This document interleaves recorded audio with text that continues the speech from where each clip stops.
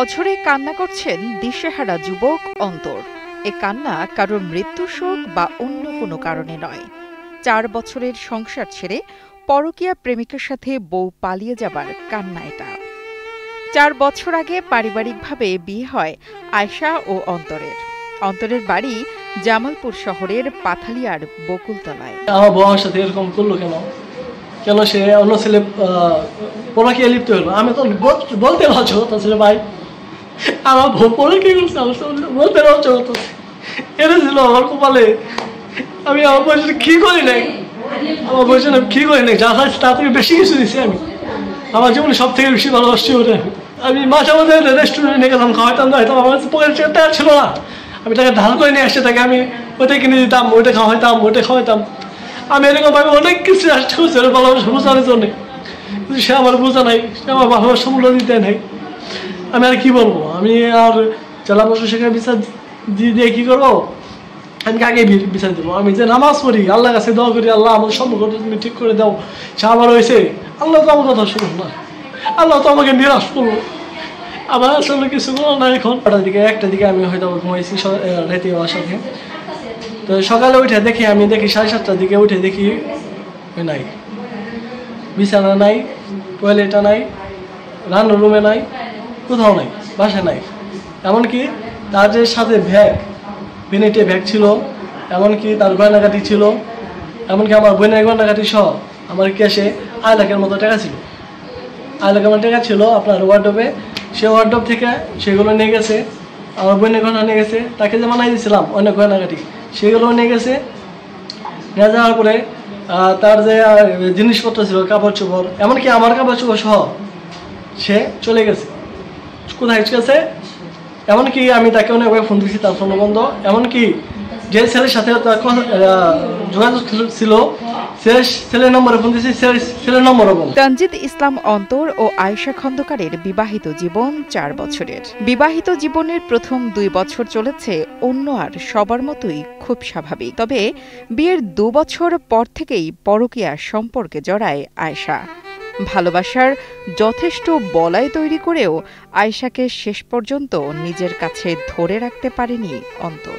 আমার ছেলের পারিবারিক ব্যাপারে আমরা বিয়ে করাইছি। 2 বছর যাবৎ ভালো আছিল, 2 বছর পর তো নেই মেয়েটা আমার ছেলের অত্যাচার করে, মানে আমাদের করি। তারপরে আমরা অনেক ভালোবাসি, মেয়েরা অনেক ভালোবাসি। জানি না যে এরকম করবো, মেয়ের মনের মধ্যে কি আছে তা জানি না। কিন্তু মেয়েটা আমরা সকালবেলা আমরা ঘুমিয়ে গেছি। মেয়েটার যে কালকা যে আমরা যে বাইরে গেছিলাম মেয়েটা আমাদের ঘরে 2 লাখ টাকা আছে আর 3 ভরি গয়না আছে। আমার মেয়ের গয়না সহ এটি নিয়ে পালাইছি। সকালবেলা আমরা ঘুমিয়েছি, ঘুমের মধ্যে 7টার সময় মেয়েটা পালাই গেছে আমরা উঠে দিয়ে, আমার ছেলে উঠে দিয়ে নাই। পরে মা করছে কি পাতাছে, মা আমার বউ নাই। পরে আমরা দুনিয়ার সুদ্ধা টাউন শহর দিয়ে বাস স্ট্যান্ড দিয়ে খোঁজাখুঁজি করে আমরা আসে দিই নাই খেয়ে। বুধবার রাতে অন্য আর সব রাতের মতোই খাবার খেয়ে বউ পাশে নিয়ে ঘুমিয়েছিলেন অন্তর।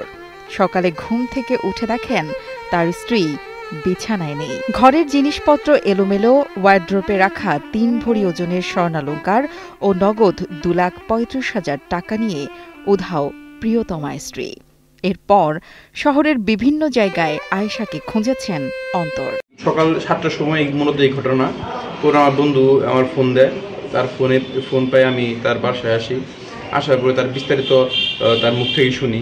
তার বউ সকালে 7টার সময় চলে গেছে, প্রায় 2.5 ভরি গয়না নিয়ে গেছে, প্রায় হ্যান্ডক্যাশ ছিল 2.5 লাখ টাকা, এটাও নিয়ে গেছে। তার বোনের যে গহনা ছিল, ঠিক আছে, সে বলছিল যে সে আজকে ঘুরতে যাব, এই উপলক্ষ করে তার বোনের গয়নাও সে নিয়ে গেছে।